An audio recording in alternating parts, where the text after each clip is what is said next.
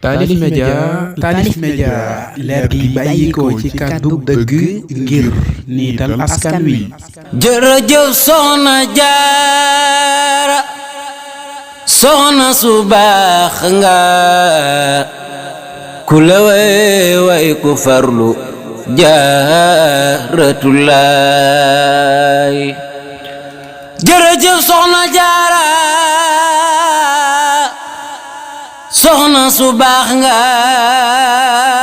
ku la way ku farlu Jaaratulaay. ma jógaat man sayar ñëwaat sama xel mi dafa am lum xalaat ci Jaaratulaay. ma jug tafarlu man Abdul Ahad te way ci sangub jigéen ñi fi Poroxaan Jaaratulaay. dëggu gaa waral mu xas ne man fa ma jëm bu yoneen jeexuloon ma jur ko billaay. jërëjëf Soxna Jaara soxna su yiw nga ñi la xam ñoo la tudde Jaaratulaay. bëgg Yàlla waral nga bàyyi fi lépp maam di ko kennal ba xëy di Jaaratulaay.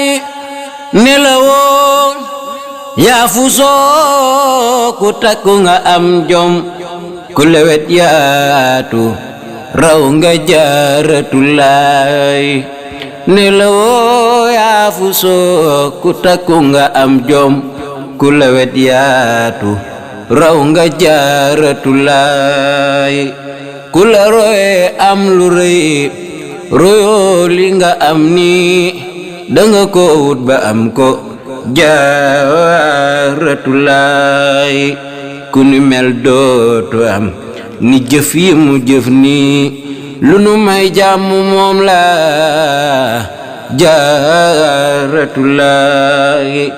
budu toon Soxna Jaara dun tala toog fii bëgg naa lool ku bëgg Jaaratulaay.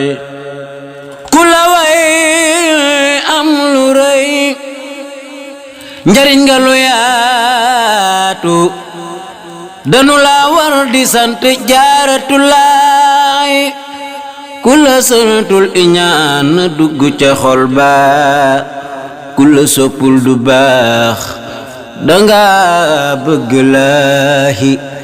ñi la xam ne nanu musoo mere kenn te musoo wax lu ñaaw Jaaratulaay.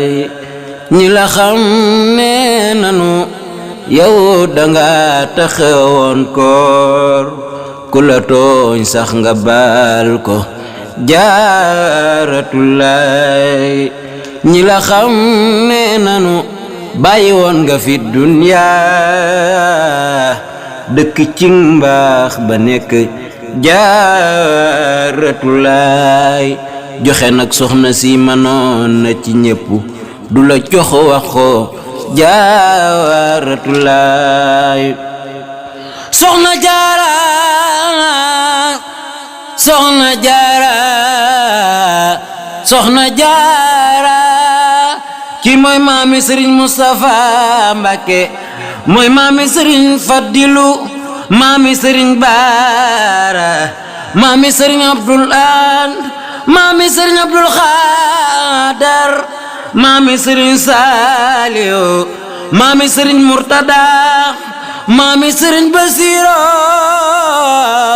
maami Sëriñ Murtala maami Sëriñ Muntaxa seen maam ya ku bëggoon alxuraan la doyoon na ko wetal la mu daan toog lu néew la Jaaratulaay.